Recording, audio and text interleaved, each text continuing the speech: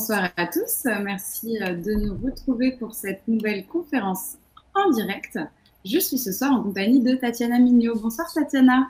Bonsoir Julie, bonsoir à tous. Bonsoir, merci de nous retrouver. Donc, ce soir, nous vous proposons une introduction à la peinture flamande qui s'appuiera sur des œuvres qui sont toutes exposées au musée du Louvre. Bonsoir à tous. N'hésitez pas à m'indiquer dans les commentaires si tout fonctionne de votre côté, si vous avez bien le son, si vous avez bien l'image. Nous allons démarrer cette conférence dans quelques instants. Le temps pour moi de vous donner quelques recommandations techniques. Pour ceux qui nous rejoignent pour la première fois, nous sommes Conférencia. Conférencia est une plateforme qui organise des conférences culturelles en ligne sur tous les sujets, donc sur l'histoire de l'art, mais aussi sur l'histoire, les sciences et sur d'autres sujets comme l'égyptologie ou des voyages et des découvertes de villes et de monuments étrangers. Et nous sommes ravis de vous retrouver pour la première fois ce soir. Comme vous pouvez voir, vous avez accès à un espace chat qui vous permet de commenter, vous pouvez poser vos questions pendant toute la durée de la conférence. Et bien, temps d'échange qui est prévu à la fin, donc n'hésitez pas. Si vous avez une question sur une œuvre spécifique, vous pouvez également l'indiquer dans votre commentaire. Ça nous permettra, avec Tatiana, de pouvoir retrouver l'œuvre au moment de votre question, si Tatiana n'a pas le temps d'y répondre pendant sa présentation. Également, pour ceux qui le souhaitent, vous pouvez masquer le chat. Vous avez une barre grise verticale qui sépare le diaporama de l'espace commentaire. Et lorsque vous passez votre souris dessus, vous pouvez fermer et remettre le chat à votre guise. Enfin, cette conférence sera accessible en rediffusion dès demain sur le site de Conférencia. On vous enverra bien évidemment un email pour vous prévenir de la mise à disposition de cette vidéo. Bien, bonsoir à tous ceux qui nous rejoignent. Nous allons donc pouvoir démarrer cette conférence qui vous sera présentée par Tatiana Mignot, que vous connaissez peut-être pour l'avoir suivie sur des conférences l'année dernière. Aujourd'hui, c'est la première conférence que nous donnons en sa compagnie pour cette rentrée. Nous sommes ravis de la retrouver. Tatiana est guide conférencière diplômée et également historienne de l'art. Je lui laisse maintenant la parole et je vous souhaite à tous une très belle conférence. Merci beaucoup Julie. Bien, bonsoir à tous. Je suis particulièrement heureuse de vous retrouver ce soir, puisque c'est ma reprise avec le public. Et en plus de ça, j'ai un très très beau sujet, puisque nous allons donc découvrir la peinture des écoles du Nord au musée du Louvre, ce qui va nous permettre en fait d'introduire un contexte un petit peu général aux 4 grands géants de la peinture que nous aborderons dans la suite de ce cycle, donc puisque nous verrons Rubens, Rembrandt, Vermeer, Van Dyck. Tous 4 sont présents dans les collections du Louvre, mais ce soir, je passerai très rapidement sur eux, puisqu'on les abordera plus en profondeur par la suite dans le cycle. Donc là, vraiment, l'idée, c'est d'essayer de vous présenter des artistes, des œuvres, que vous ne connaissez peut-être pas, ou peut-être que vous avez déjà entendu ces noms-là, de manière à vous montrer la grande diversité et la grande richesse de la peinture du Nord au XVIIe siècle. Alors ça, c'est un parcours que je vous propose, qui est basé donc exclusivement sur les collections du Louvre, et que vous pourrez faire en physique si vous avez la chance de retrouver le musée dans les jours à venir. Donc vous verrez sur les diapositives, vous avez à chaque fois un petit extrait de plan avec la salle qui est en rouge. Donc si vous avez l'occasion, bien voilà, vous pourrez refaire donc ce petit tour et voir de vos propres yeux, en face à face, donc les tableaux que nous allons regarder ce soir. Donc pour les retrouver, il vous suffira de prendre l'accès par le Richelieu, de monter directement au 2e étage. C'est tout de suite à gauche en sortant de l'escalator, et vous arriverez donc dans cette section flamande. Et effectivement, vous avez raison, Sophie, le 2e étage de l'aile Richelieu est rarement ouvert depuis le déconfinement, d'où aussi cette visioconférence, de manière à vous permettre de retrouver ces tableaux qui, malheureusement, sont un petit peu seuls en ce moment dans les galeries du Louvre. Donc, c'était une manière aussi quand même de vous permettre de les rencontrer. Alors, avant d'aller plus loin sur la peinture, un petit point quand même de contexte historique générale, parce que c'est toujours utile pour pouvoir bien comprendre les artistes, leur manière de travailler, les préoccupations qui étaient les leurs au moment où ils ont produit. Et il est vrai que, hormis pour les Néerlandais ou peut-être pour les personnes de Belgique, c'est un contexte qu'on connaît en tout cas un petit peu moins bien en France, voire même pas du tout, il faut le dire. Donc je vais juste prendre quelques petites minutes de manière à ce que cela soit plus clair pour tout le monde. Donc ce qu'on appelle les anciens Pays-Bas, au XVIIe siècle, eh bien, ce ne sont pas nos Pays-Bas actuels. C'est un peu perturbant parce que ça ne correspond pas en fait à une réalité géographique que nous, on connaît bien, puisqu'en fait, les anciens Pays-Bas, eh bien, si vous observez la carte, regroupe en fait tout ce que vous voyez ici en marron et en marron clair. Donc, ça correspond en fait à nos Pays-Bas d'aujourd'hui, mais aussi à la Belgique, au Luxembourg et à une partie du nord de la France. Donc, c'est une réalité géographique qui est un petit peu différente de celle que nous connaissons. Et c'est une réalité géographique qui va connaître un bouleversement sur la période qui nous intéresse, puisque ces anciens Pays-Bas vont se séparer, vont se diviser en deux. La partie sud, qu'on appelle traditionnellement les Flandres, restera attachée à la couronne espagnole et sera de religion catholique, mais on verra qu'il faut nuancer un petit peu.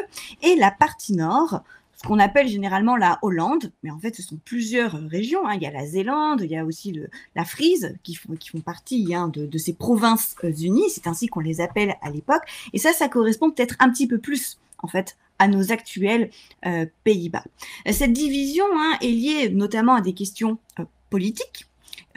Ces provinces unies ne supportent plus, en fin de compte, la mainmise de l'Espagne sur leur territoire, l'autorité espagnole, donc c'est pour ça qu'ils ont en partie décidé de se séparer, mais aussi les divergences de religion. On est, n'oubliez pas, à la fin du XVIe siècle, parce que cette séparation s'opère à la fin des années 1570, au moment des guerres de religion. Pensez à la Saint-Barthélemy. Donc, il y a une division entre les catholiques et les protestants, et les Flandres espagnols vont rester attachés au catholicisme, alors que le protestantisme, le calvinisme, la religion huguenote, pour vous donner tous les synonymes, sera la religion des Provinces-Unies. Mais il faut quand même un petit peu nuancer. Parce que, évidemment, tout n'est pas noir et tout n'est pas blanc, sinon ce serait beaucoup trop facile. Vous avez dans les Provinces-Unies des poches catholiques, par exemple la ville d'Haarlem, la ville d'Utrecht, ont de fortes communautés catholiques. À Delft aussi, il y en a. On sait que Vermeer, au moment de son mariage, est converti au catholicisme. Donc la religion est tolérée. Elle n'est pas, si vous voulez, mise en exergue, mais voilà, on peut quand même pratiquer la religion catholique. Et de même, dans les Flandres, on sait qu'il y a des artistes qui vont se convertir au protestantisme. C'est le cas, par exemple, de Jordens.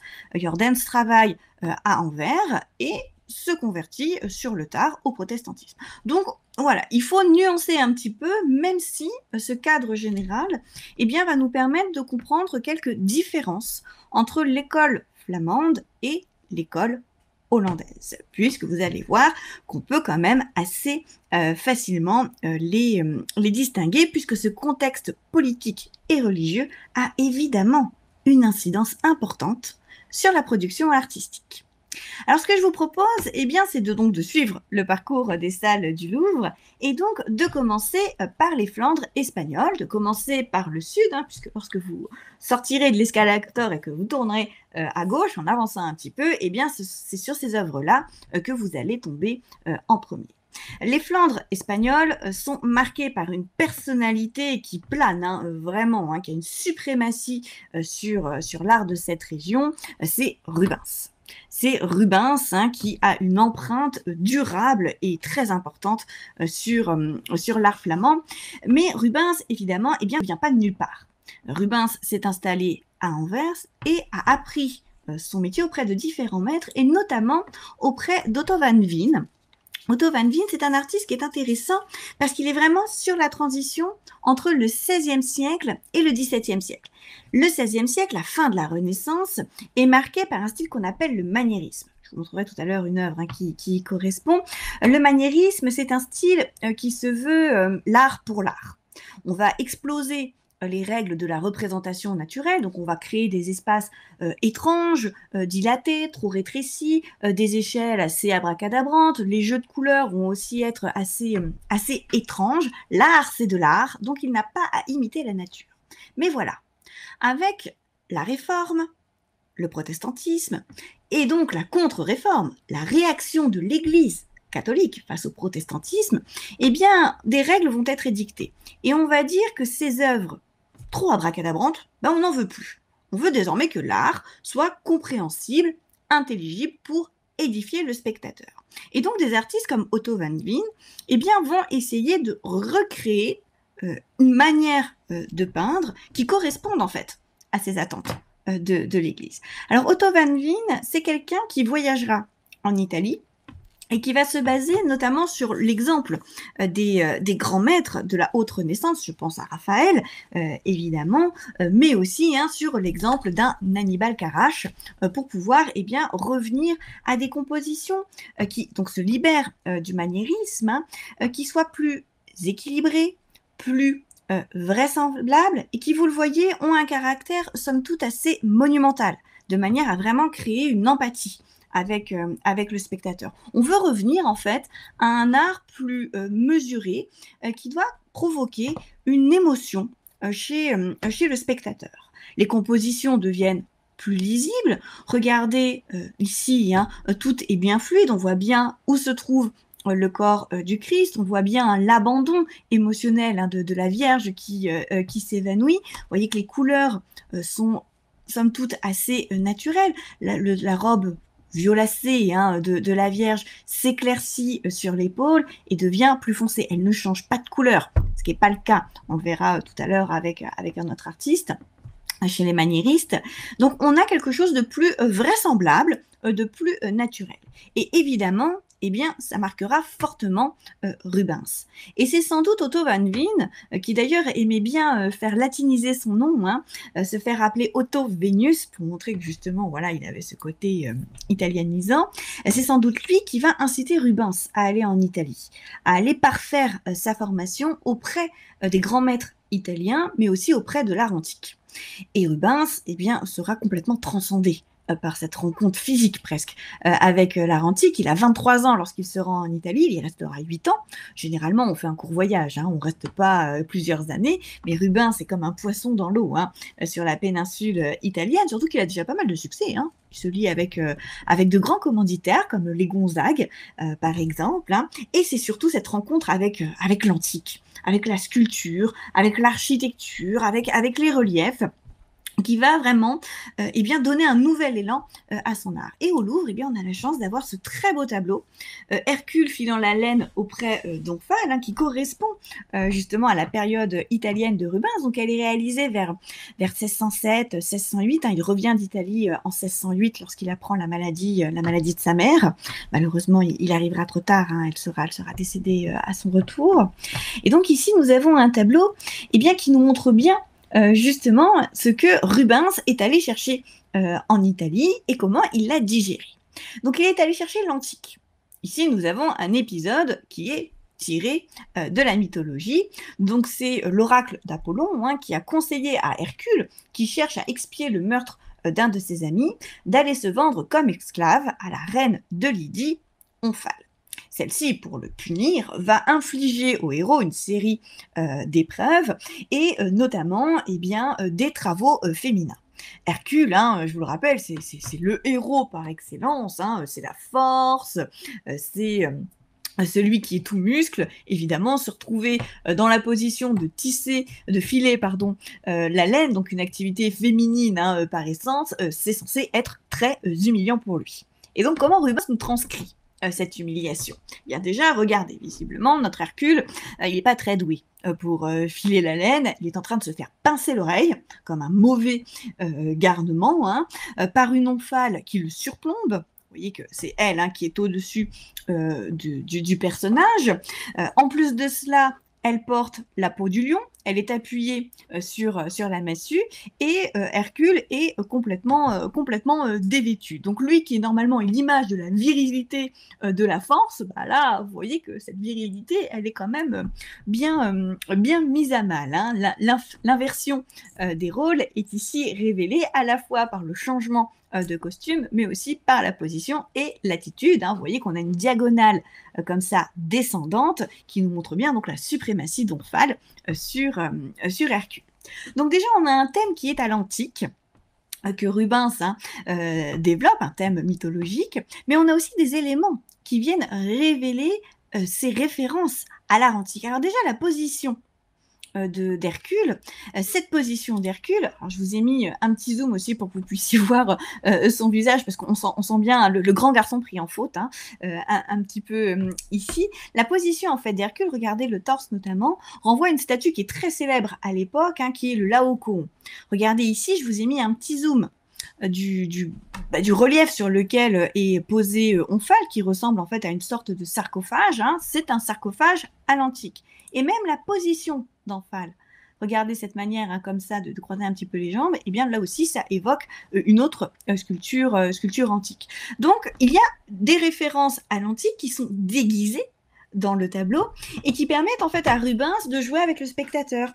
Rubens, on aura l'occasion de le développer, hein, mais Rubens, c'est un érudit. Il a une connaissance de l'Antiquité qui, moi, me rend très jalouse. Il connaît les textes antiques quasiment par cœur. D'ailleurs, quand il peignait, il aimait qu'on lui lise des textes anciens. Il aimait qu'on lise des textes de Pline, qu'on lise Ovide, etc. Donc, il connaît parfaitement tout ça. Il connaît parfaitement l'art antique. Donc, il le déguise pour qu'ensuite le spectateur joue à reconnaître les éléments. Ce qui permet aussi à Rubens bien, de montrer qu'il n'est pas simplement un artiste aux commandes de son client, mais qu'il est un humaniste et un érudit. Il a la même connaissance que les antiquaires, c'est-à-dire les connaisseurs en art antique de son temps.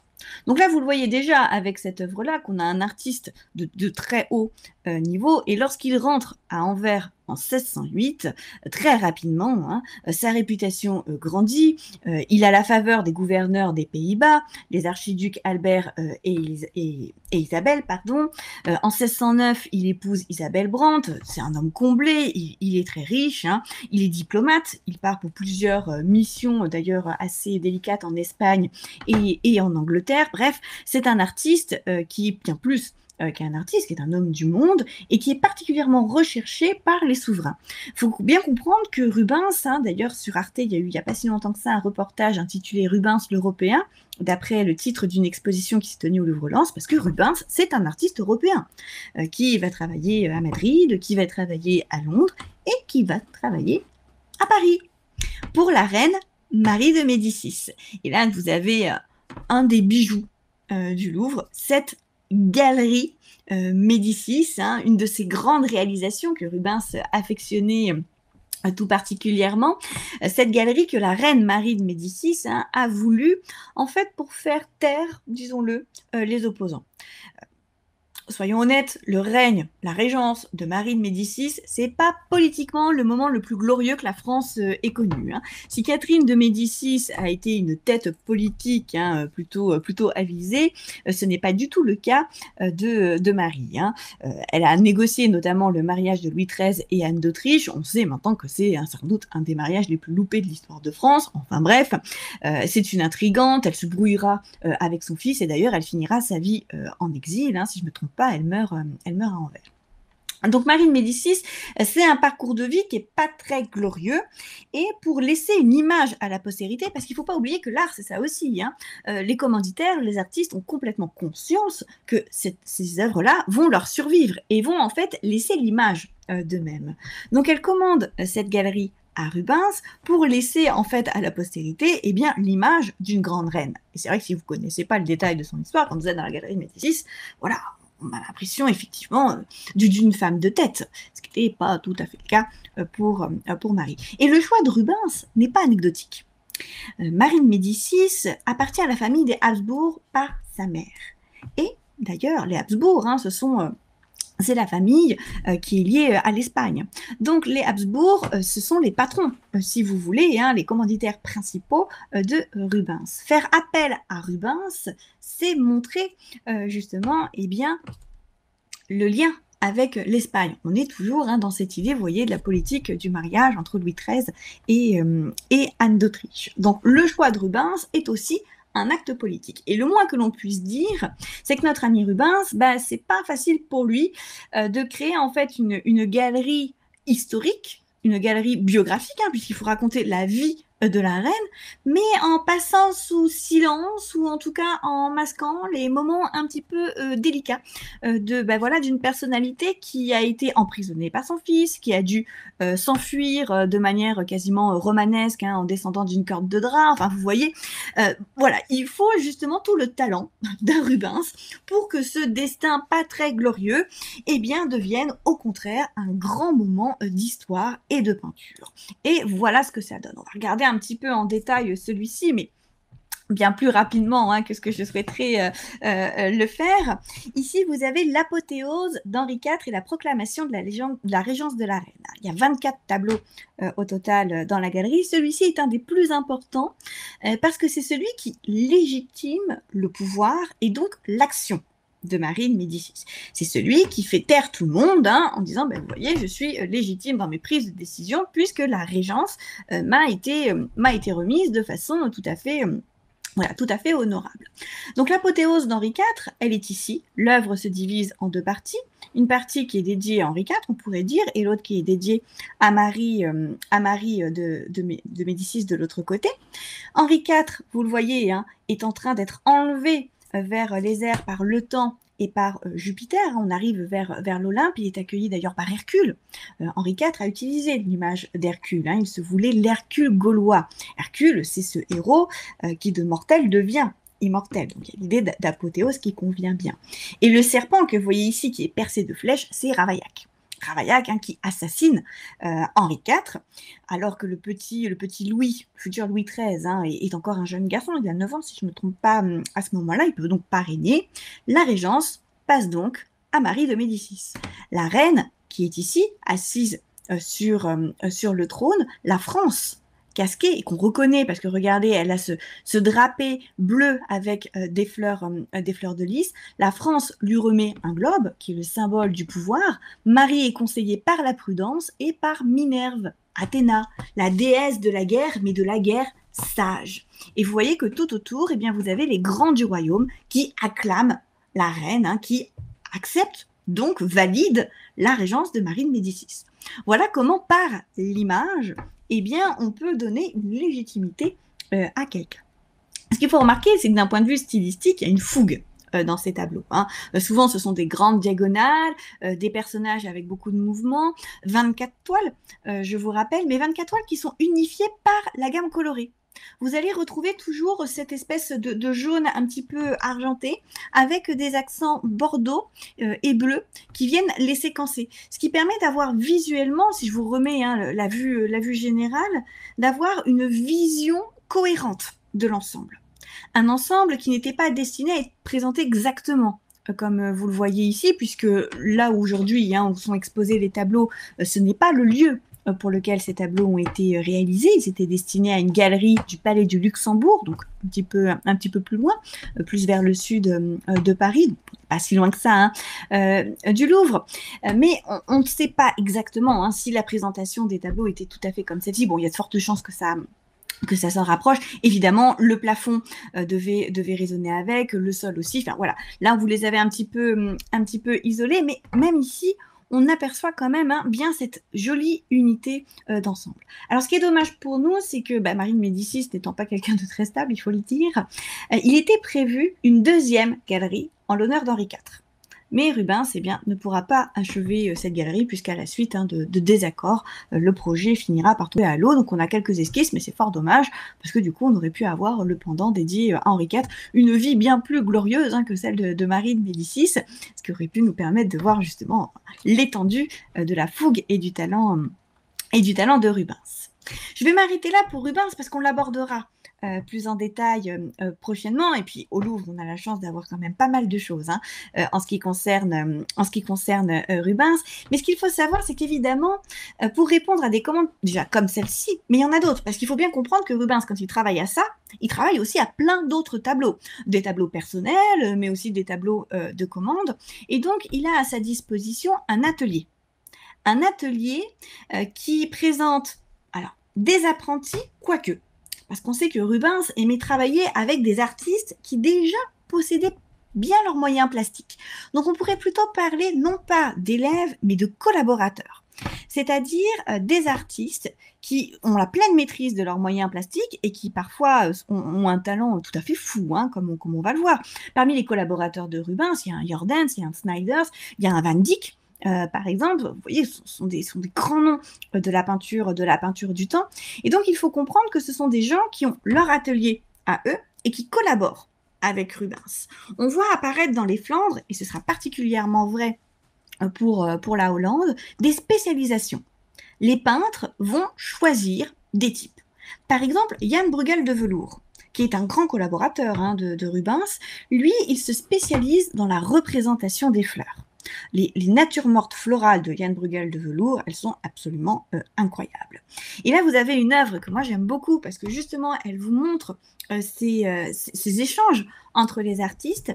Jan Bruegel a réalisé la guirlande de fleurs que vous pouvez voir tout autour. Alors moi, je suis nulle en botanique, hein, au grand désespoir de ma maman qui, elle, alors adore les fleurs et puis en plus les connaît très très bien. J'essaie de zoomer un petit peu pour que vous puissiez les voir de plus près. Et donc, si vous aimez les fleurs comme ma maman, eh bien, vous serez capable de reconnaître chacune des espèces. Grâce à des petits coups de pinceau extrêmement fins, comme ça, alors ça se regarderait presque à la loupe, hein, il arrive à donner la sensation des différentes textures des pétales. Vous voyez, un œillet, c'est un pétale qui paraît un petit peu fripé par rapport à un lys où on a un pétale qui est un petit peu plus rebondi, ou alors à une tulipe où c'est un petit peu plus velouté. Bon, ben voilà, on sent bien toutes ces différences de texture. Donc, il réalise la guirlande tout autour, très naturaliste, un véritable trompe-l'œil botanique presque, et il laisse le centre vide. Et au centre, Rubens va réaliser une Vierge à l'enfant. Alors, parfois, c'est dans l'autre sens, hein, que ça va se produire, mais on a des exemples de couronnes de fleurs avec rien au centre, parce que si vous voulez, il y a une production quasiment sérielle qui est mise en place. On fait la guirlande de fleurs, et quand un client passe dans l'atelier en disant, je sais pas moi, je voudrais une Vierge à l'enfant, oh j'aimerais une image de la Madeleine, est-ce que je pourrais avoir un Saint-Jean? Ben voilà, il y a juste à mettre, juste façon de parler bien évidemment, hein, à mettre le motif au centre. Donc ça montre, vous voyez, une collaboration de proximité, mais aussi évidemment une estime entre ces artistes, puisque quelque part, Bruegel a patte blanche, en fin de compte, pour réaliser sa couronne de fleurs. Un autre nom, parce que pour les fleurs, donc c'est Bruegel qui s'en charge. Quand il y a des animaux du pelage, eh bien c'est Franz Snyders qui va être chargé par Rubens hein, de ce genre de motifs. Snyders, c'est le peintre flamand des animaux avec Peter Bull. On en a une belle collection au Louvre. Ici, vous avez un de mes préférés, donc des singes voleurs de fruits. Une nature morte, avec donc tous ces fruits. Il y a des melons, vous avez des poires, des grenades, des raisins, etc. Et Snyders, eh bien, lui se fait un plaisir d'animer ces natures mortes avec des animaux. Donc, par exemple, vous avez toujours quelque chose de dynamique. On sent qu'il y a une catastrophe qui va arriver. On a juste à côté de ce tableau un autre tableau qui représente un étal de poissonnier avec un chat qui est dessus, et juste sous la table, vous avez un chien. Donc on sent bien que le chien va sauter sur le chat, que tous les poissons vont voler dans tous les sens. Ben, c'est un peu la même idée ici. On entendrait presque les cris de ces petits singes qui, regardez, hein, sont en train de piller cette nature morte. Mais alors attention, là on est vraiment dans l'exubérance flamande. Il n'y a évidemment rien de réaliste au sens où cette nature morte, c'est pas un bout de vie qu'on a retranscrit. Regardez les plats, vous avez des plats en porcelaine, même tous ces fruits posés comme ça à même le sol, ils n'ont aucune raison d'être là. C'est évidemment un agencement pictural, hein, théâtral, un petit peu, il y a quand même un côté assez monumental hein, et théâtral de tout ceci, qui est là pour la délectation esthétique. Le but de ces peintures, c'est de montrer la grande dextérité de l'artiste, la virtuosité du pinceau, et donc l'amateur d'art eh bien, apprécie la différenciation des textures. Et vu le talent de Snyders, hein, on comprend que Rubens était très fier de collaborer avec lui et il fait partie des rares que l'on voit apparaître sur les contrats de Rubens. On voit le nom de Snyders, il mentionne Snyders parce que voilà, c'est un artiste qui est tellement important, qui est tellement talentueux, qu'il le revendique vraiment comme collaborateur et non pas comme apprenti ou alors comme élève. Autre grand nom de l'atelier de Rubens, Jacob Jordaens.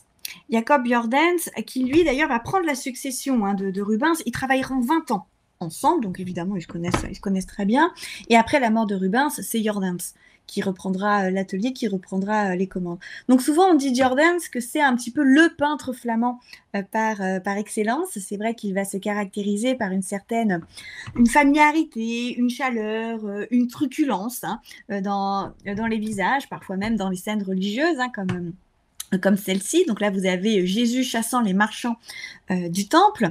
Donc Jésus est ici, vous voyez, là, il chasse les marchands qui se sont installés dans le temple. Il y a un gros désordre, et cependant, tout ça, c'est parfaitement coordonné, composé par le peintre. Regardez derrière les verticales qui viennent poser la composition.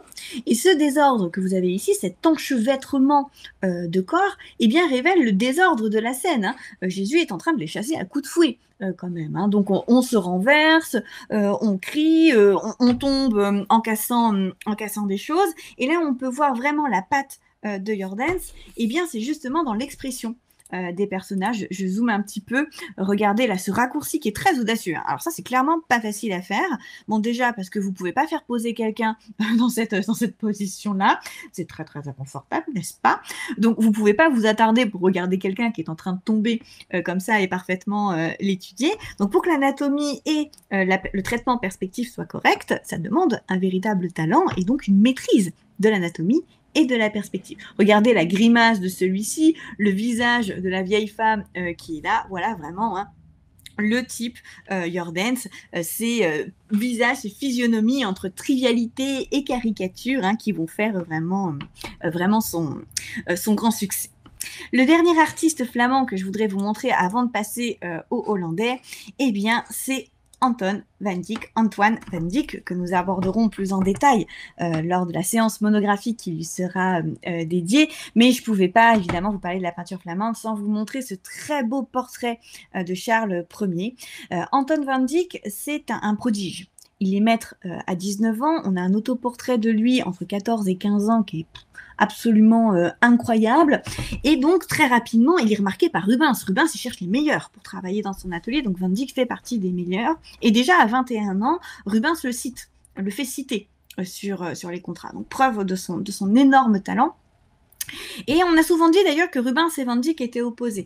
C'est pas tout à fait le cas. On peut pas vraiment dire qu'ils ont été rivaux, même si on peut quand même imaginer une forme de méfiance entre les deux. Si vous voulez, une forme de frustration de la part du jeune artiste qui cherche à se faire une place à Anvers, mais qui n'y arrive pas, parce que Rubens, l'aîné, est déjà très implanté, et de l'autre côté, l'aîné, Rubens, qui regarde ce jeune artiste très talentueux, peut-être un petit peu trop talentueux, et qui risque de lui faire de l'ombre. Donc il y a une relation d'estime, une relation d'affection. On sait que donc Van Dyck travaillait dans l'atelier de Rubens, que Rubens a peint un portrait de Van Dyck, que Van Dyck a peint un portrait de la femme de Rubens. Donc voilà, il y a une relation d'affection et d'estime entre les deux, mais il y a peut-être eu quand même quelques étincelles, puisqu'on a en face de nous deux très très grands artistes, et Anvers, malgré toute sa richesse, eh bien, est peut-être une ville trop petite pour deux grandes têtes de peinture comme ces deux-là. Donc voilà pourquoi Van Dyck va faire le choix de partir en Angleterre pour se faire une place en fait, en dehors donc de l'aura de Rubens. Et Charles Ier voyait en Van Dyck l'héritier de Titien et va vraiment favoriser ce peintre. Donc on a toute une série de portraits du roi, et celui-ci est incontestablement un des plus célèbres, car sans doute un des plus beaux. Ce portrait de Charles Ier à la chasse, c'est un portrait de roi où on n'en a pas les attributs, et pourtant il est indéniable qu'il s'agit d'un roi. Le monarque vient de descendre de son cheval, regardez le valet qui est juste dans l'ombre, hein. Il vient de descendre de son cheval, il domine le paysage, il nous regarde d'un air voilà un petit peu hautain, un petit peu nonchalant aussi, mais regardez ce costume, c'est un costume qui est bien trop beau pour une simple balade. Le mouvement du corps, le mouvement de la tête nous montre bien que nous avons affaire à un monarque. Et en fait, c'est ça. Vraiment, hein, le style Van Dyck, donc j'irai pas plus loin parce qu'on va l'étudier en détail, hein. C'est ce mélange, en fait, si vous voulez, de nonchalance et de dignité qui fait paraître la noblesse complètement naturelle. Et du coup, le monarque, eh bien, se révèle de manière tout à fait évidente, sans cependant qu'il y ait le manteau d'apparat, la longue traîne, la couronne, le sceptre, etc. Ce sont des gens qui n'ont pas besoin de ça, en fait, pour être des symboles en eux-mêmes de la monarchie. Nous continuons donc dans les salles et nous allons maintenant passer aux Provinces-Unies, à la Hollande. Dans les Provinces-Unies, on va avoir la même problématique au début du siècle, qui est de se détacher du maniérisme. Alors le maniérisme, voici un tableau de Cornelis de Haarlem, qui est tout à fait dans ce style maniériste. Donc là, vous avez le baptême du Christ. Mais où se trouve le baptême du Christ? Quand on regarde le tableau au premier coup d'œil, c'est quand même pas franchement évident, hein. Il faut le chercher. Il est au fond, dans ce tunnel optique que nous indique ce doigt et que nous indique ce pied. Donc vous voyez, le maniérisme, c'est ça aussi, hein, c'est créer la surprise. L'art, c'est de l'art. Donc l'art va utiliser les moyens pour faire bouger quelque chose chez le spectateur. Donc on va créer la surprise en inversant les plans. Le sujet important est rejeté là-bas, tout au fond, alors que là, en fait, on n'a que des personnages secondaires, hein. Ce sont les futurs baptisés qui attendent leur tour ici, qui sont en train de se déshabiller, mais en soi, l'épisode important, il est là-bas. Et vous voyez que l'échelle est complètement inversée. Le Christ et Jean-Baptiste sont tout petits, alors que ces personnages anonymes, eux, ils ont une échelle tout à fait importante. D'ailleurs, regardez l'échelle de ces personnages. Elle est complètement aberrante. Mettez celui-ci debout. Regardez par rapport où il est, en fonction de celui-là, et quelque chose qui ne va pas. Lui est beaucoup trop grand, lui est beaucoup trop petit. Ou alors l'espace, là, est très éloigné et ça semble pas correspondre. De même, regardez la pose de celui-ci ou de celui-là, c'est complètement aberrant. La réaction des couleurs aussi sur les vêtements. Là, vous voyez qu'on est dans le rouge foncé, alors qu'ici, on est complètement blanc. Donc, les couleurs sont pas naturelles, les échelles ne sont pas aussi cohérentes. Le maniérisme, c'est l'art pour l'art. On ne cherche pas à imiter la nature. La nature n'a pas besoin de ça. Elle le fait très bien toute seule. Et puis même, il y a d'autres artistes, pensez à Raphaël, qui ont su le faire bien mieux qu'on pourrait le faire. Voilà ce que pensent les artistes de cette génération-là. Donc, on va afficher l'artificialité de l'œuvre d'art. Et effectivement, la perspective est bizarre, mais c'est voulu. C'est pour créer comme ça cette accélération et dans ce tunnel, et donc vous faire plonger, pénétrer dans le spectateur. Alors moi, ce que j'aime bien dans ce tableau, c'est qu'il y a quand même un caractère un petit peu irrévérencieux, moi je trouve, puisque c'est un tableau qui est assez grand. Excusez-moi, je vous ai pas mis les dimensions, mais il est assez large, on doit bien être quand même sur 1m80 quand même, quelque chose comme ça, 1m80, 1m70, et puis on est bien à 1m20, 1m30 de haut, et donc vous l'avez accroché comme ça sur le mur, et du coup, qu'est-ce que vous avez devant le nez? Ah, c'est ça. Vous avez une raie de fesse et un pied sale, juste devant le nez. Donc il y a un caractère un petit peu irrévérencieux, on crée la surprise, il y a de la chair, il y a du nu d'ailleurs à la musculature hypertrophiée, on sent bien l'inspiration de Michel-Ange. Le Christ devrait avoir la meilleure place, certes, mais voilà, on joue avec l'inversion des plans, on vous fait chercher le sujet. Eh bien, c'est ça qu'on ne veut plus voir après le Concile de Trente, donc quand on a établi les règles, si j'ose dire, de la contre-réforme. La contre-réforme, je vous le rappelle, c'est cette réaction de l'Église catholique pour contrer la réforme protestante. Donc là où le protestantisme va plutôt aller sur l'austérité, l'épuration, eh bien, la contre-réforme va aller, au contraire, dans le sens de l'émotion du fidèle, ce qu'on a pu voir avec un Rubens, par exemple, on en verra plein lors de la prochaine séance, mais il faut en tout cas qu'on comprenne tout de suite ce qui se passe, et donc ça, clairement, on n'en veut plus. Et donc, il y a deux artistes italiens qui vont creuser ces nouvelles manières de voir les choses, ces artistes italiens, c'est Annibale Carracci et Caravage. Et justement, la contre-réforme, on pourrait dire, ce nouveau sens du réel, eh bien, va s'introduire dans les Provinces-Unies, en particulier avec Caravage. Ici, vous avez un artiste qui s'appelle Gerrit van Antorst, qui est allé en Italie, parce qu'on a souvent l'impression, on dit école du Nord et Italie, que il n'y a pas de communication entre les deux, parce que c'est vrai que pour des raisons pédagogiques, on colle des étiquettes, on fait des bulles. Mais ces bulles, elles s'interpénètrent. Les artistes italiens montent vers le Nord, et les artistes flamands, hollandais, descendent à Rome. C'est le cas de Gerrit van Antorst, il n'est pas tout seul. On sait très bien qu'à Utrecht, à Haarlem, il y a des communautés d'artistes qui sont restés plusieurs années en Italie. C'est le cas d'ailleurs de Gerrit van Antorst. Alors lui, il vient d'Utrecht et il restera pas moins de 10 ans en Italie.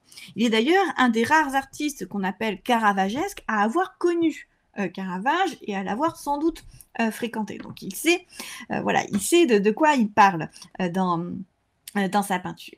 Et alors, ce qui est intéressant, c'est que ces artistes, ces caravagesques utrechtois, eh bien, vont reprendre la première manière de Caravage, c'est-à-dire des personnages coupés à mi-corps et que l'on va représenter jouant de la musique. Alors, je m'aperçois, excusez-moi, Gerrit van Antorst n'a pas connu Caravage, c'est Terbruggen qui l'a connu, qui est aussi présent dans les collections du Louvre et qui représente aussi des musiciens. Excusez-moi, d'où le lapsus. J'ai une toute petite image là sur mon écran, c'est pour ça que je ne voyais plus bien ma légende.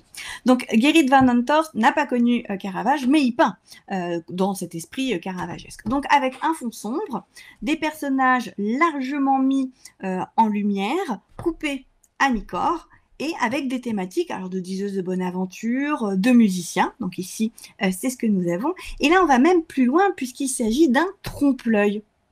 Ce tableau était placé sur un manteau de cheminée. Donc voilà pourquoi la jeune femme, notamment ici, est partiellement dévêtue, puisqu'en fait, il y a le feu juste en dessous. Donc, elle a très chaud, on pourrait dire.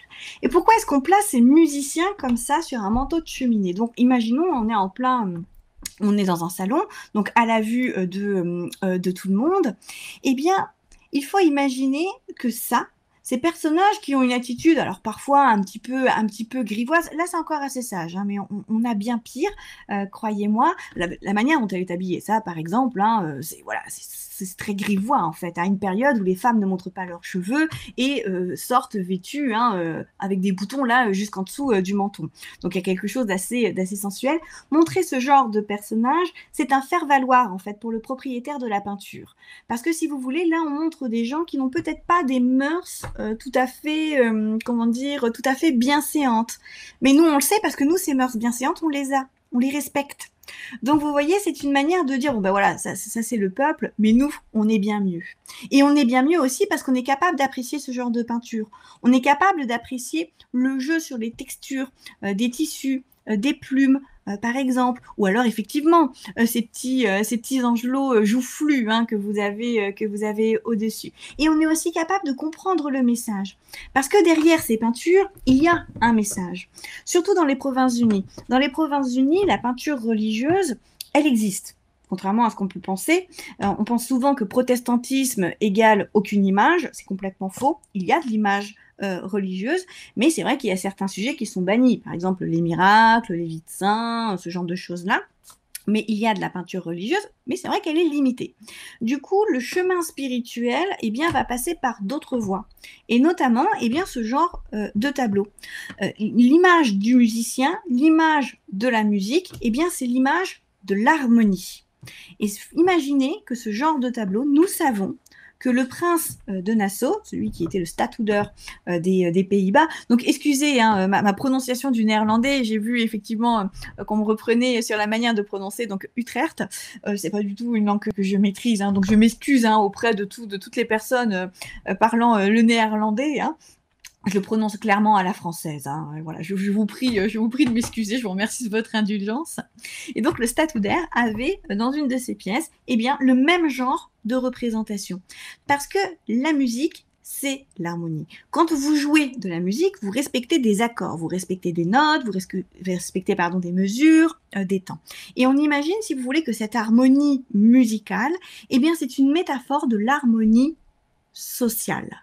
Donc, il y a quelque chose de plus profond que de simplement représenter des femmes qui semblent effectivement comme sur le bord d'un balcon de théâtre ou alors d'une tribune. Ça se faisait beaucoup dans les palais d'avoir des tribunes dans les salles de bal. Vous aviez une tribune et puis les musiciens étaient placés en hauteur. Mais là, vous voyez qu'elles ont une attitude un petit peu...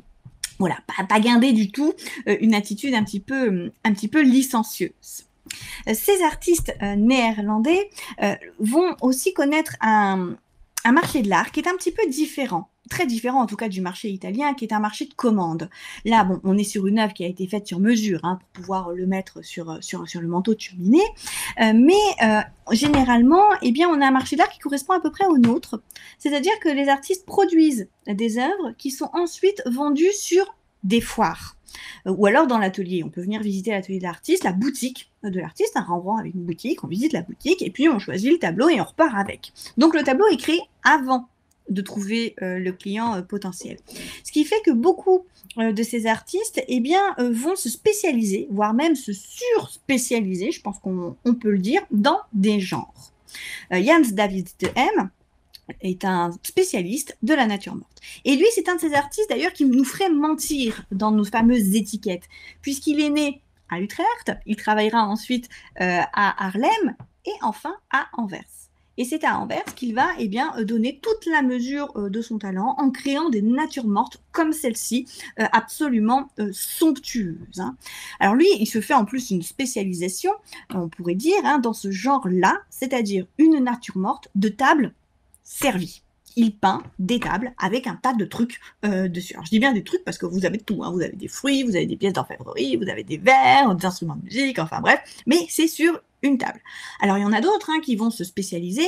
Par exemple, je ne sais pas moi, un Wouverman va se spécialiser dans la peinture de cheval.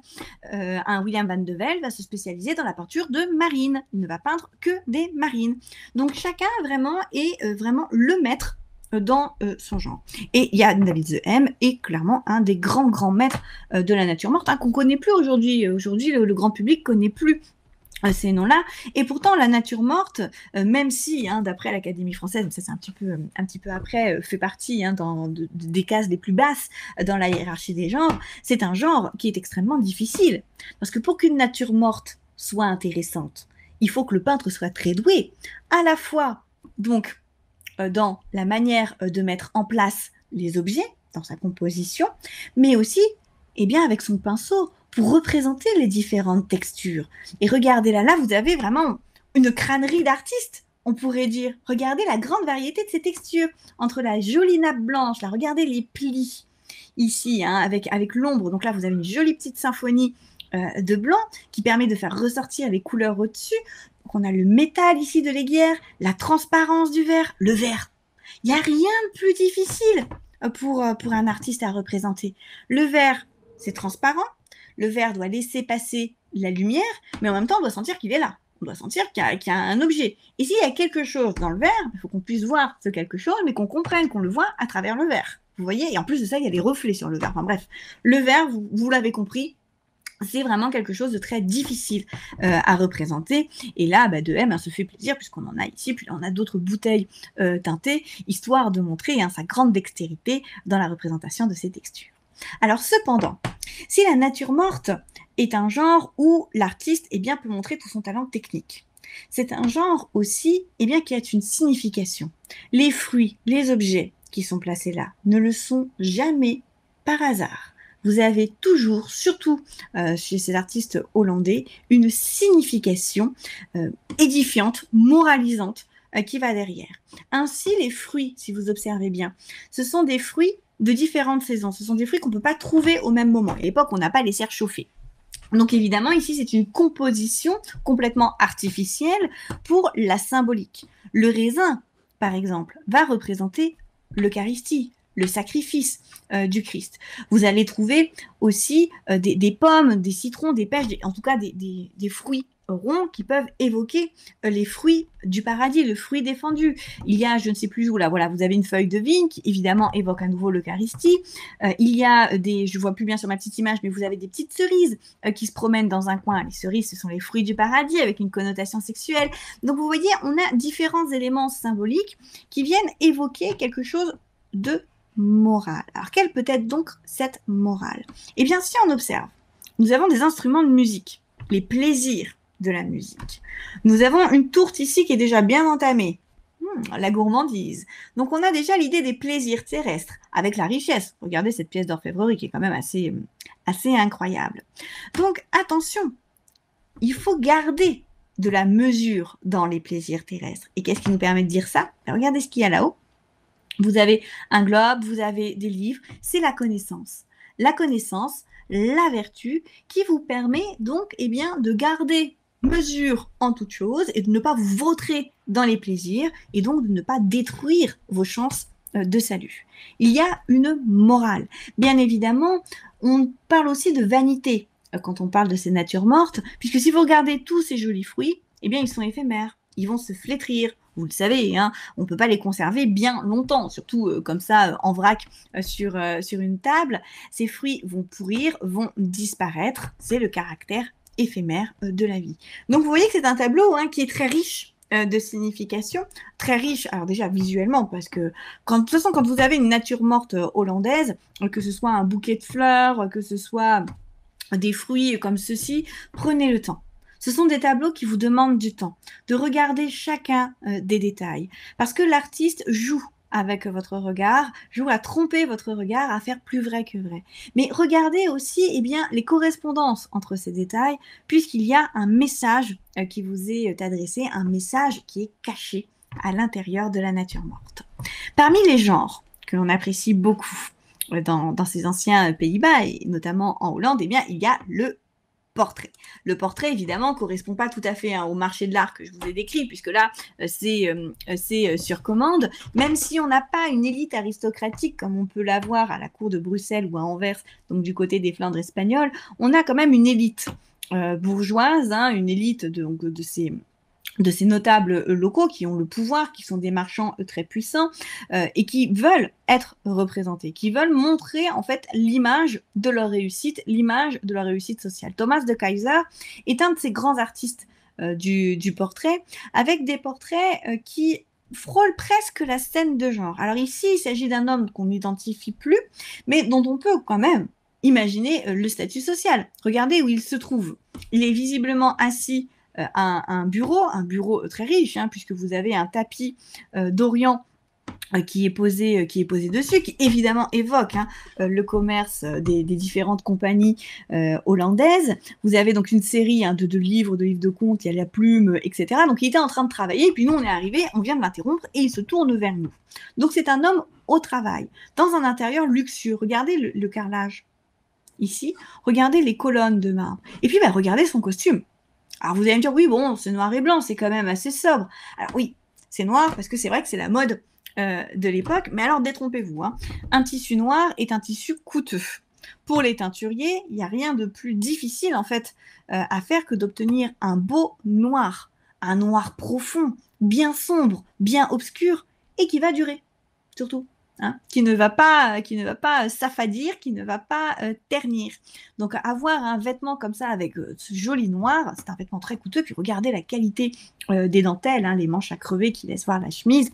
Enfin, nous avons affaire ici à un homme de très haut standing, mais qui est représenté, vous voyez, avec beaucoup de naturel. Et c'est ce qu'on appréciera particulièrement chez De Keyser. L'autre grand nom du portrait, c'est Frans Hals.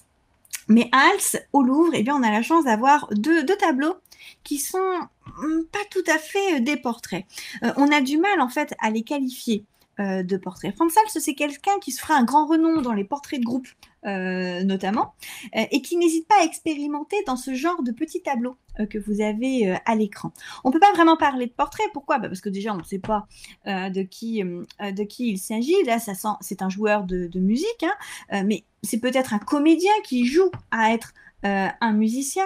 En tout cas, c'est pas un personnage noble. Ça, c'est une certitude, parce qu'aucun personnage important n'accepterait de se faire représenter comme ceci.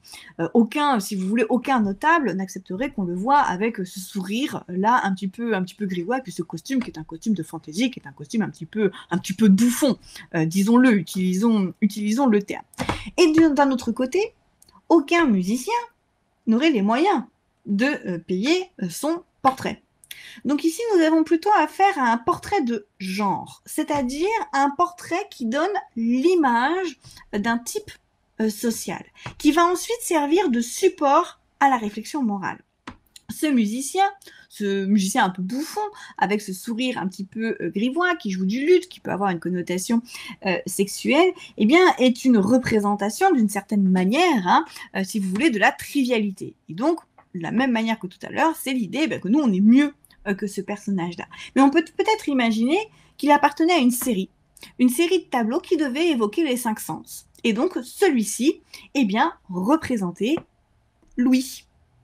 D'un point de vue pictural, l'œuvre est très intéressante aussi, parce que, comme je vous le disais, ce marché de l'art particulier des Pays-Bas a un intérêt, c'est que l'artiste travaille avant que le tableau ne soit vendu. Donc, il a beaucoup plus de liberté, dans un certain sens. Il a la liberté de travailler comme il l'entend. Bon, il y a quand même une contrainte, c'est qu'il faut vendre. Donc, s'il fait quelque chose de trop radicalement novateur, ce sera le cas de Rembrandt, il ne vendra pas, il va finir dans la misère. Ce sera le cas de Rembrandt.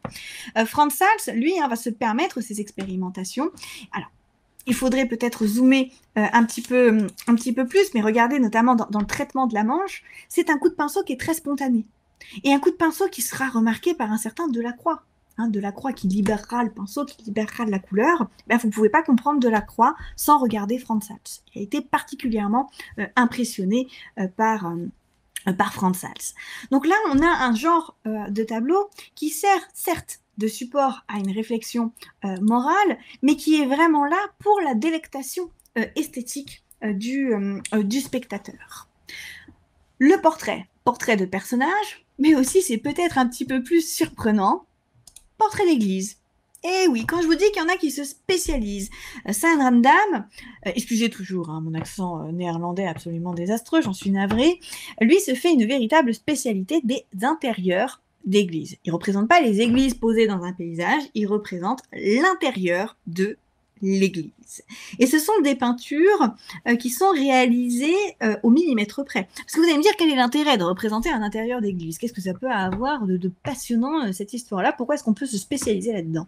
Eh bien, pour représenter l'église, il faut parfaitement maîtriser la perspective. Il faut donc parfaitement maîtriser les rapports mathématiques. Et Saint Randam va très très loin dans cette recherche-là, puisqu'on sait qu'il a employé les services d'un arpenteur pour prendre toutes les mesures du bâtiment et ensuite pouvoir en fait réaliser une image qui est quasiment une image d'après-plan. Et oui, c'est très très riche en détail, puisque si vous connaissez l'église, vous êtes tout à fait capable de la reconnaître. Cependant, ce qui est intéressant, c'est que notre artiste, il représente de manière très exacte la topographie de l'église, mais il se permet aussi quand même quelques petites inventions. Regardez ici. Alors, autant la chapelle qui est au fond existe bien, autant l'orgue qui est ici existait bien, autant ça, ça n'existe pas. Ça n'a jamais existé dans cette église-là. Pourquoi est-ce qu'il s'est permis de rajouter cet élément? Cet élément est la tombe d'un évêque. Vous avez juste au-dessus une inscription que l'on pourrait traduire ainsi. Rectitude de la doctrine et sanctification, et non pas mitre et crosse. Voilà ce qui distingue cet évêque qu'une gloire éternelle attend après la mort.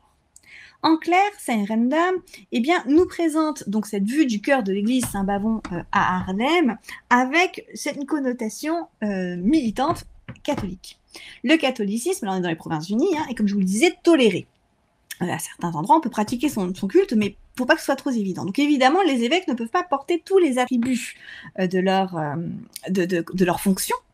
Voilà pourquoi il n'a pas la mitre et la crosse. Par contre, pour Saint Randam, c'est lui qui détient la vérité, rectitude de la doctrine et sanctification. Donc, il mérite cette tombe virtuelle, puisque en réel, elle n'existe pas. Alors, évidemment, ce tableau a été acheté sans doute par un catholique. Il y a peu de chances qu'un protestant ou alors un amateur d'art qui appréciait vraiment la grande maîtrise technique de Saint Randam ait pu acquérir ce genre d'œuvre. Je vous laisse aussi remarquer Et ça, c'est quelque chose de tellement évident qu'on ne le voit pas, mais la grande qualité, en fait, de la facture. Alors, ce qu'on appelle la facture, c'est pas le ticket de caisse, hein, je vous rappelle, c'est la manière dont l'artiste a posé la peinture avec son pinceau sur la toile ou sur le panneau. Ici, la facture est parfaitement lisse. Et regardez la gamme chromatique. Il n'y a rien là-dedans. J'ai rien du tout. C'est quasiment un monochrome, en fait.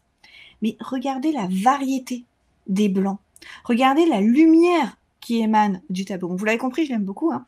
C'est Anne Randall. Là, c'est un petit tableau, mais c'est vrai, quand ils sont un petit peu plus grands, vous entrez dans l'église et il y a vraiment une atmosphère très, très sereine, en fait, qui se dégage, et on comprend l'énorme succès que pouvait avoir cet artiste-là. Alors, continuons avec celui qui, lui, n'a jamais voulu se spécialiser, c'est peut-être d'ailleurs ce qui a posé problème, c'est le fameux Rembrandt. Alors, Rembrandt, je passe très vite, trop vite, hein, j'adore Rembrandt, mais il aura sa séance à lui, mais je voulais quand même vous montrer la Bête Zabé, pas le bœuf écorché, parce que je me suis dit que vu l'heure, vous seriez peut-être bientôt à table, donc je voulais pas vous couper tout de suite l'appétit, mais là, au contraire, peut-être alimenter votre appétence, n'est-ce pas, avec cette superbe Bête Zabé. Rembrandt, c'est quelqu'un qui nous ferait mentir, parce que non seulement il peint de la peinture religieuse, Bête Zabé est est un personnage de l'Ancien Testament, mais il ne s'est pas spécialisé. Il peint de la nature morte, il peint du paysage, il peint de la scène d'histoire, enfin voilà, des portraits, bref, voilà. Il a choisi de ne pas se spécialiser. Et il nous a livré des œuvres qui sont tout à fait incroyables, bouleversantes, parce qu'elles viennent chercher en fait l'humanité dans les sujets. Dans l'épisode de David et Bête Zabé, je vous rappelle un petit peu l'histoire. Donc Bête Zabé, c'est cette jeune femme qui est très très belle, qui est mariée à Urié, et qui est un sujet du roi David. Et David aperçoit Beth Zabé au bain et en tombe follement amoureux. Et donc, il lui envoie une lettre où il lui avoue son amour et il lui dit, ce que je vais faire, c'est que je vais envoyer votre mari en première ligne, comme ça il se fera tuer et on pourra donc vivre heureux ensemble. Généralement, quand on vous représente cet épisode, donc le moment où Beth Zabé est au bain et reçoit la lettre du roi David, vous avez David qui est dans un coin, au fond, en train de reluquer gentiment celle qu'il désire ardemment. Là, Rembrandt met pas l'accent sur la narration. C'est pas l'histoire, son déroulé qui l'intéresse. Ce qui l'intéresse, c'est la réflexion interne de Beth Zabé. Parce que regardez-là, elle est assise, vous voyez, sa servante est en train de lui essuyer les pieds, elle a la lettre à la main, elle vient de la lire, et elle est perdue dans ses pensées. Ce que Rembrandt met en lumière, et c'est le cas de le dire, hein, puisque c'est le corps de Beth Zabé qui occupe la majeure partie de l'espace, qui prend toute la lumière, ce qu'il met en lumière, c'est le dilemme interne de cette jeune femme. C'est les pensées de cette jeune femme qui est à la fois victime, parce que c'est pas elle qui a choisi que le roi David tombe amoureux d'elle, et pécheresse, puisqu'elle cédera à cet amour et qu'ensuite donc elle s'unira au roi. Donc ici vous avez une femme qui est entre deux états, à la fois mentale, j'y vais ou j'y vais pas, et qui est entre deux états, j'ai envie de dire morale, la pécheresse et la victime. Et ce qui est intéressant, c'est que Rembrandt vient calquer ici sa propre vie personnelle, intime, puisque celle qui sert de modèle à Beth Zabé est Hendrik Stoffel, excusez-moi encore une fois pour la prononciation, Hendrik Stoffel, qui est sa maîtresse. Sa maîtresse, elle vit avec lui de manière maritale, mais il ne peut pas l'épouser. Il ne peut pas l'épouser puisque Rembrandt jouit de l'usufruit de la fortune de sa première épouse Saskia tant qu'il ne se remarie pas.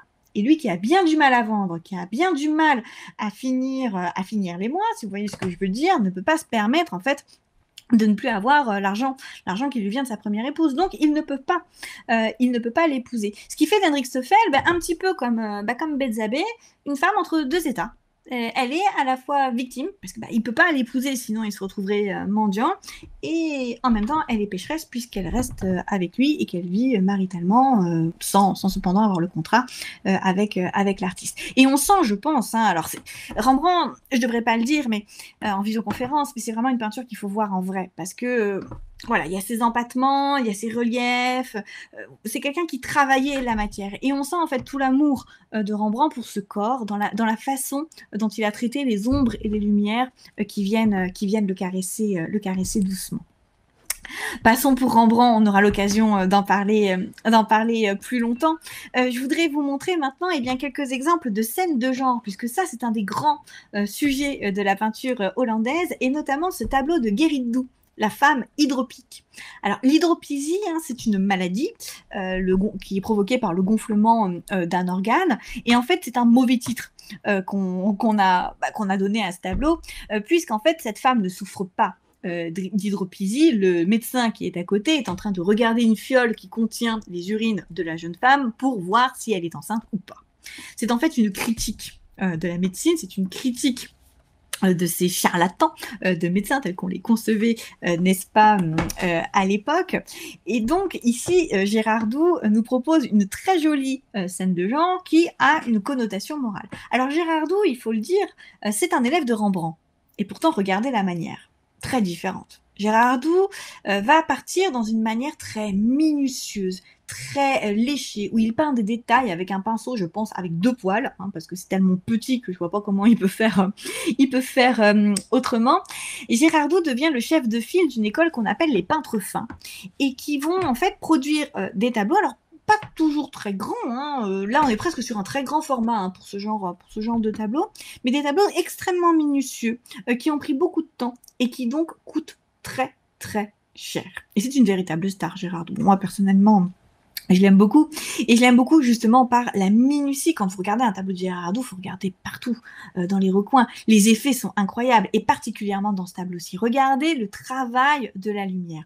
On a relevé comme ça hein, ce tapis, donc là on est dans un intérieur très très cossu hein, pour nous dévoiler la scène, et une scène qui est éclairée par un rayon de lumière comme ça, vous voyez, il y a une diagonale comme ça de lumière, qui nous permet évidemment de chercher la connotation morale, puisqu'à chaque fois que vous avez une scène de genre, vous avez évidemment chez ces artistes hollandais une connotation morale. Et là, elle va nous être donnée par le couvercle. Comme ce sont des œuvres très coûteuses, très précieuses, on les protège.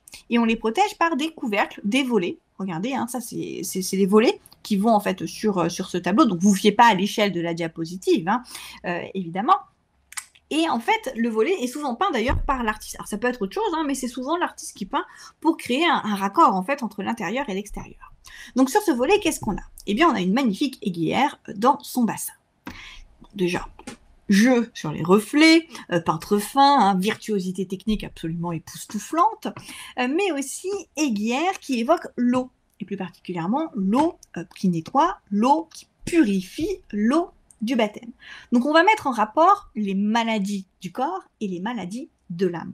Quel est le meilleur remède pour la maladie de l'âme? Eh bien, c'est de chercher le salut, c'est de chercher Dieu. Donc le baptême est Dieu et lumière. Regardez la tête de la jeune femme, elle s'oriente vers la fenêtre. Et ici, vous avez une feuille de vigne, une branche de vigne qui tombe, qui est évidemment l'idée de l'Eucharistie, qui est l'idée de Jésus. Ici, sur le lutrin, vous avez une Bible. Donc, l'eau purificatrice, la croyance, la foi en Dieu, guérit de tous les maux, bien plus que le charlatan qui se trouve ici.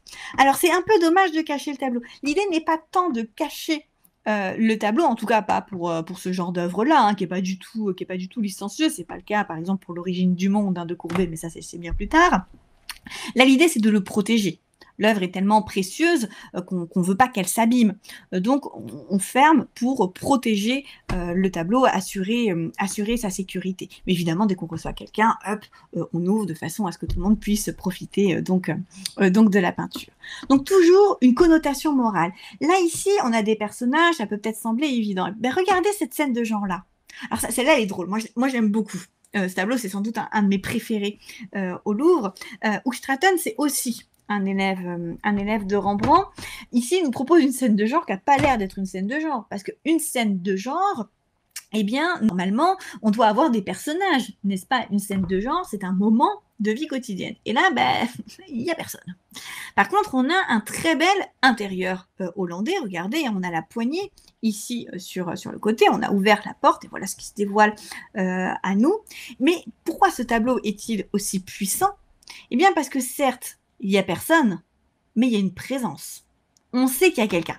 On ne le voit pas, mais on sait qu'il y a quelqu'un. Comment est-ce qu'on le sait? Il y a ce balai qui est appuyé là, on a les pantoufles qui sont ici, on a le livre qui est retourné sur la table, on a tous fait ça. Vous êtes tranquillement en train de bouquiner et votre téléphone sonne. Qu'est-ce que vous faites? Hop, vous retournez le livre sur la table pour ne pas perdre votre page. Bah, visiblement, c'est exactement ce qui s'est passé, sauf que là, ce n'est pas un téléphone qui a sonné, mais un visiteur qui est arrivé. Ce visiteur, quelle est la nature donc de sa visite? Eh bien, l'indice qui nous permet de le savoir, c'est le tableau qui est au fond.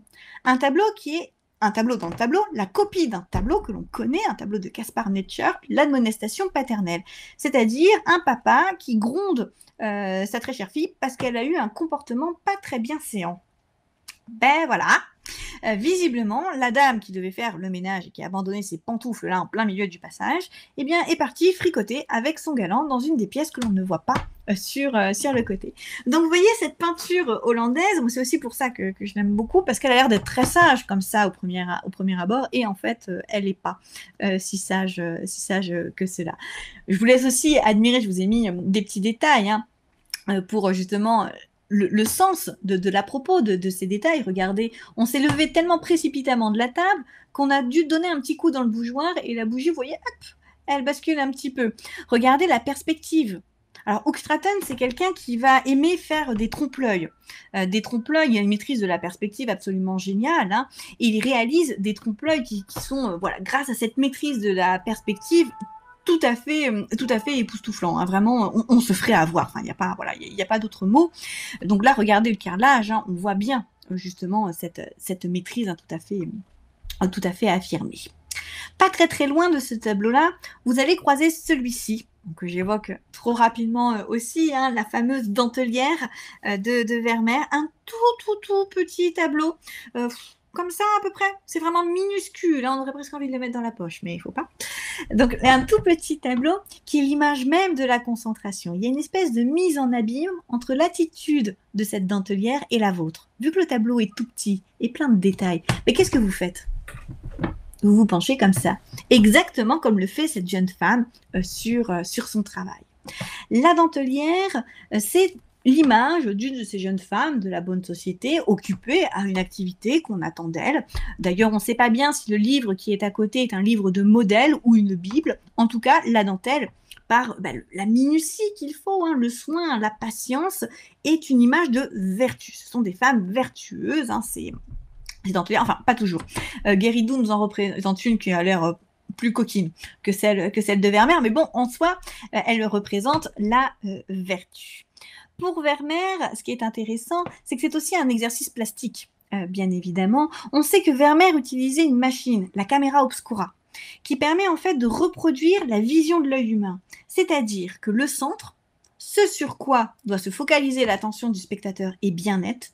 Et regardez la pertinence, ce sur quoi l'attention de la dentelière se focalise est bien net. Je vous ai mis un petit détail, regardez. Là, on voit parfaitement le fil. Regardez comme il est tendu. Ce fil.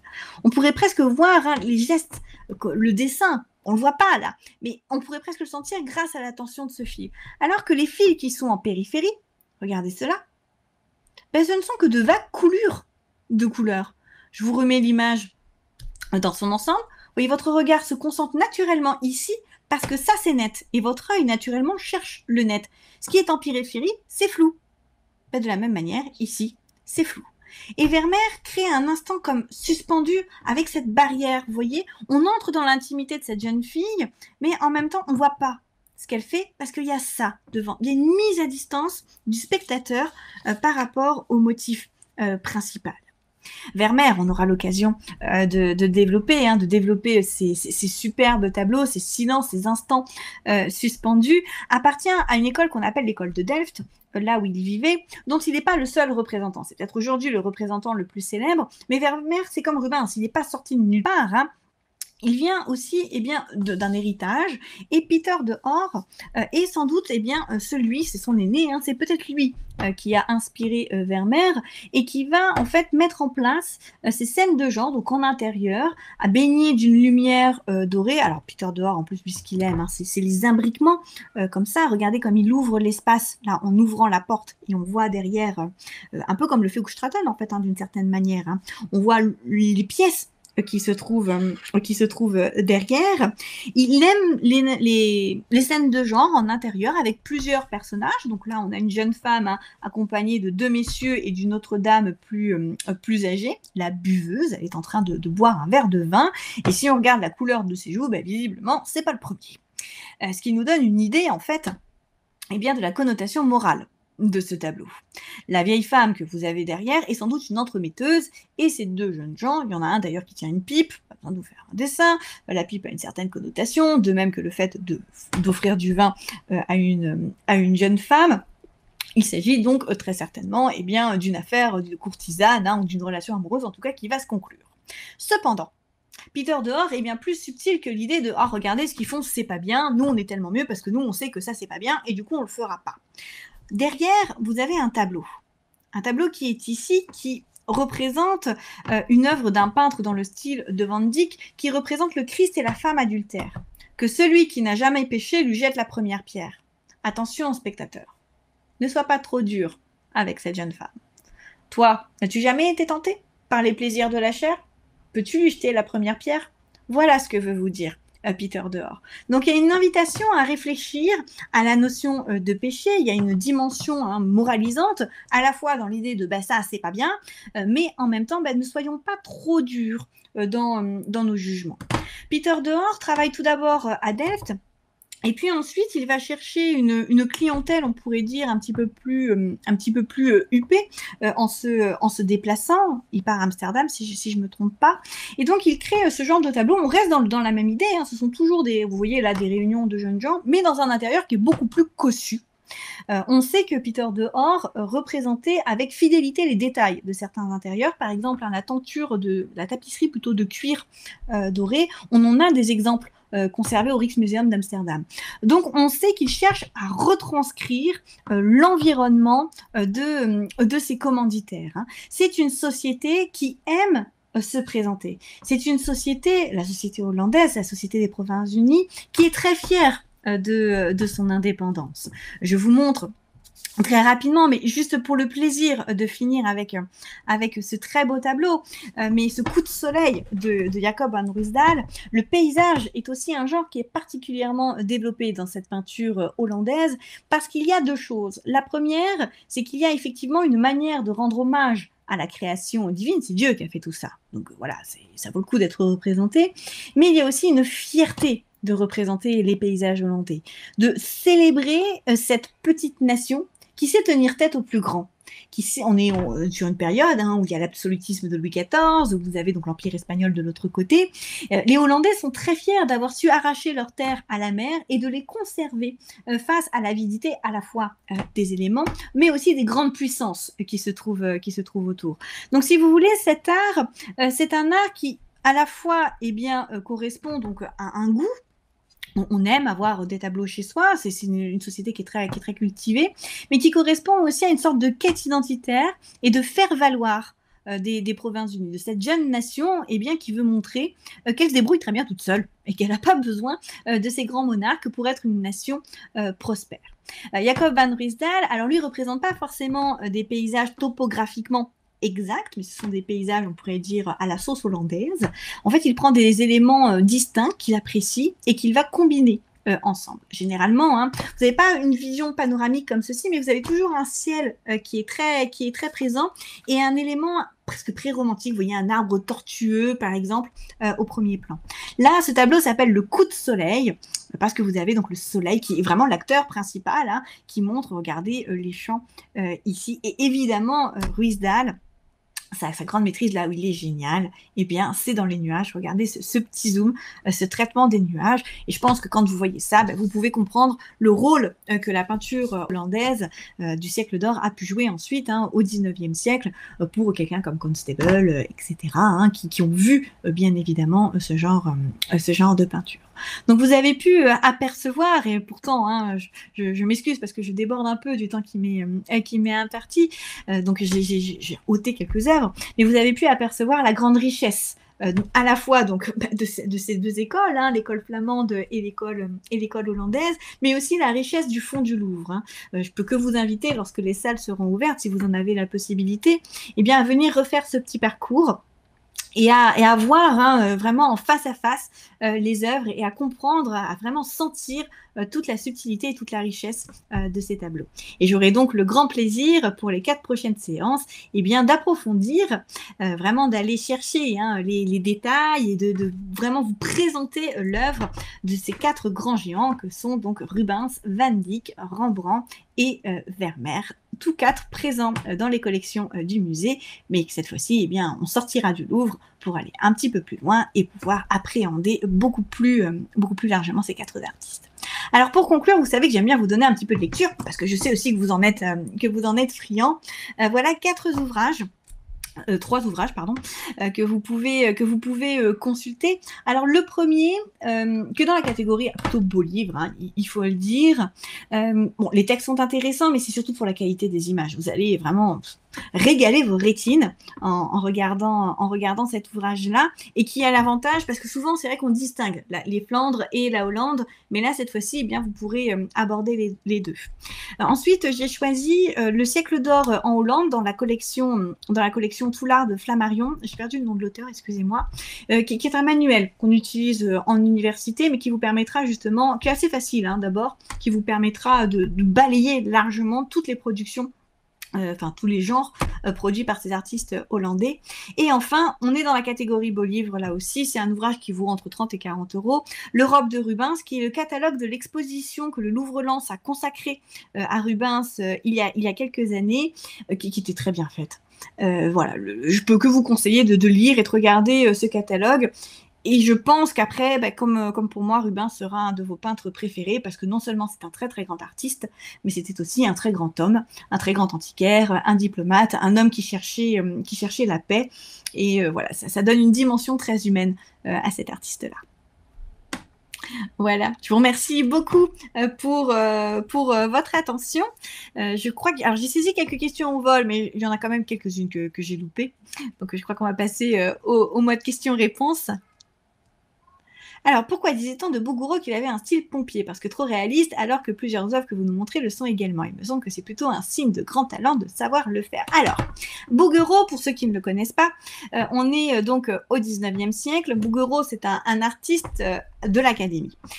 On dit qu'il est pompier, pas tant parce qu'en fait, il est trop réaliste. C'est pas la question d'être trop réaliste.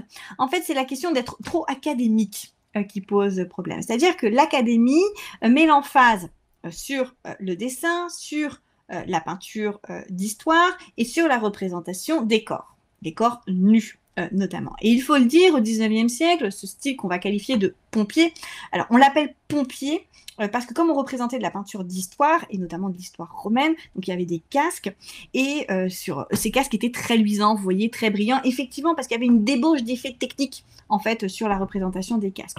Mais en fait, si vous voulez, Bouguereau, on va le décrier parce qu'on trouve qu'il tombe dans l'hypocrisie en fait de l'Académie. C'est-à-dire que le 19e siècle, c'est un siècle qui est très bien pensant. Vous voyez, on peut regarder une Vénus aussi lascive que celle de Bouguereau parce que c'est une déesse. Il n'y a pas un poil sur cette Vénus. Donc c'est une déesse. Par contre, mettez-lui du poil aux aisselles, ça devient une prostituée et alors là, c'est un scandale. Donc en fait, c'est ça le problème avec Bouguereau. C'est pas tant en fait dans l'effet technique que de tomber dans l'hypocrisie. On reconnaît, bien évidemment, le talent technique de ces artistes-là. Ce qu'on leur reproche, en fait, c'est de répéter des formules qui ont déjà été faites 1 milliard de fois. Certes, ils le font très très bien, mais en fait, on n'avance pas. Voilà, on continue à traiter les mêmes sujets de la même manière, avec la même hypocrisie. Il faut qu'on passe à autre chose. C'est ça, en fait, la critique qu'on fait à Bouguereau. Cette peinture flamande, qui a-t-elle inspiré ensuite? Alors, beaucoup des artistes du 19e siècle, il faut le dire, un Delacroix, par exemple, Delacroix, il regarde Rubens, enfin, il est fasciné par Rubens. En fait, tous ceux qui vont ensuite vraiment travailler la couleur. La couleur en tant que telle, c'est vrai que voilà, ces artistes-là vont apprécier la peinture flamande. Hormis les Vénitiens, c'est vrai que la peinture italienne est beaucoup dans le dessin. Donc voilà, plutôt, si vous voulez, il va y avoir une véritable opposition, notamment en France au XVIIe siècle, entre les tenants du disegno, le dessin, et les tenants du colorito, du coloris. Est-ce une personne au fond ou une cascade sur le tableau du baptême du Christ? Toc toc toc, alors il faut que je me le remémorise bien. Il me semble que c'est une cascade. Je ne vais pas vous dire de bêtises, il me semble que c'est un cours d'eau qu'on voit tout au fond. Il faudrait que je regarde sur une haute résolution. Alors, le Christ chassant les marchands du temple, c'est Jacob Jordans. Des femmes peintres connues, pouvez-vous nous en parler? La peinture flamande est-elle réservée aux hommes? Alors, il y a quelques femmes peintres. Évidemment, là, à froid, et je commence à fatiguer un petit peu, leur nom m'échappe. Il y en a très très peu, bien évidemment. Mais on sait qu'il y en a quand même, parce qu'elles travaillaient en fait dans l'atelier du père, du frère. Ce sont des boutiques familiales. Alors après, connues, si, il y en a une, mais évidemment, là... je vois son tableau au Louvre avec les coquillages là, mais je suis en train de, mais je la perds. Mais il y en a, il y en a. Malheureusement, effectivement, elles n'ont pas le renom que voilà, on souhaiterait qu'elles aient. Est-ce que les peintres flamands aiment particulièrement les enfilades de pièces? On en voit souvent. Alors c'est vrai qu'on en voit souvent parce que ça permet de jouer avec la perspective en fait. Il représente des scènes de genre, donc des scènes d'intérieur, et montrer qu'on manipule la perspective, c'est montrer qu'on est un mathématicien, un artiste intellectuel. Quand vous faites une interprétation aussi précise d'un tableau, est-ce votre propre interprétation ou est-ce l'intention du peintre qui est documentée? Ça m'a toujours intrigué, pardon. Alors, en ce qui me concerne personnellement, les interprétations, évidemment, que je vous propose, c'est pas moi qui les ai sorties de mon chapeau, j'aimerais bien, mais non, je ne le prétends pas. En fait, avant de faire chacune de conférences, je vais... compulser tout un tas de documentation que je vais épurer. En fait, pour vous, je vais faire la synthèse de ce qui a été écrit, de ce qui est à prendre et de ce qui est à jeter, on pourrait dire d'une certaine manière. Et ces interprétations, en fait, que les historiens d'art peuvent faire, eh bien, elles sont soit, effectivement, parce qu'on connaît les interprétations des peintres, hein, parfois on sait exactement ce que le peintre a voulu dire par des lettres, par des textes, etc. Ou alors, tout simplement, parce que ça correspond à la littérature du temps, ça correspond à des choses qui étaient connues à l'époque. Donc, toutes ces interprétations morales, toute cette symbolique, il y a des manuels de symbolique, par exemple pour les Italiens, très célèbres, vous avez l'Iconologia de Cesare Ripa, qui vous indique que, voilà, si vous voulez représenter, je sais pas, moi... le temps, il faut le représenter avec un homme qui est âgé, qui est ailé, qui tient une faux et un sablier. Donc, on a des éléments qui nous permettent, nous, aujourd'hui, de comprendre tout ça. Par exemple, quelqu'un comme Rubens avait une correspondance volumineuse à souhait, décrit ses tableaux, raconte ses tableaux, donc on sait exactement ce qu'il a voulu dire.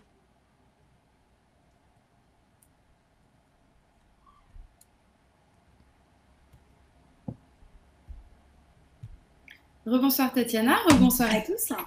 Merci beaucoup Tatiana, c'était très intéressant, c'était passionnant, ça nous a permis de découvrir de nombreux artistes. Je vous laisse si vous souhaitez parcourir les commentaires, il y en a beaucoup. Cette conférence a été très appréciée, évidemment on vous les transmettra demain. Je sais que c'est toujours difficile de tous les lire en même temps que vous répondez aux questions. Merci à tous de nous avoir suivis ce soir. Si vous le souhaitez, je vais vous laisser également le lien de notre livre d'or. Si vous voulez nous laisser votre message, cela ne prend que quelques minutes et c'est d'une grande aide pour nous. Donc, merci à vous de nous accorder votre temps précieux. Et nous allons finir par vous annoncer donc, les quatre dates du cycle de Tatiana qui commence dès mardi prochain. Donc, ce sera 4 mardis consécutifs qui vous permettront donc d'aborder Rubens, Van Dyck, Rembrandt et Vermeer. Pas besoin de vous en dire plus, je pense que Tatiana vous a expliqué en détail ce que vous pourrez apprendre durant ces prochaines séances. À savoir que chaque conférence peut être réservée à l'unité si vous souhaitez suivre un artiste en particulier. Et vous avez également le cycle des 4 conférences qui vous est proposé avec une offre de réduction pour profiter de tout le savoir et les connaissances de Tatiana. Tatiana, est-ce que vous souhaitez dire quelques mots avant de terminer cette conférence? Oui, merci beaucoup pour vos gentils messages que je vais passer. Merci beaucoup pour votre indulgence face à mon accent néerlandais tout à fait déplorable, n'est-ce pas? Merci beaucoup pour votre attention et j'espère vous retrouver tout aussi nombreux donc pour ce cycle qui nous promet vraiment de très très beaux moments de peinture. Enfin, rien n'est acheté dans les 4 noms que l'on va voir. Eh bien, merci. On a hâte de vous retrouver dès la semaine prochaine. Donc, on commencera par Rubens. Merci à tous de nous avoir suivis ce soir. La vidéo de la rediffusion sera accessible dès demain. On vous enverra un email pour vous prévenir si vous souhaitez la revoir, car je sais que le contenu est souvent riche et dense et que ça fait du bien de se repasser ces explications à tête reposée. Je vais maintenant terminer cet événement. Je vous souhaite à tous une très belle soirée et je vous dis à bientôt pour de prochaines conférences sur Conférencial. Merci encore Tatiana et à très bientôt. Merci Julie, au revoir, à bientôt. Bonne soirée à tous.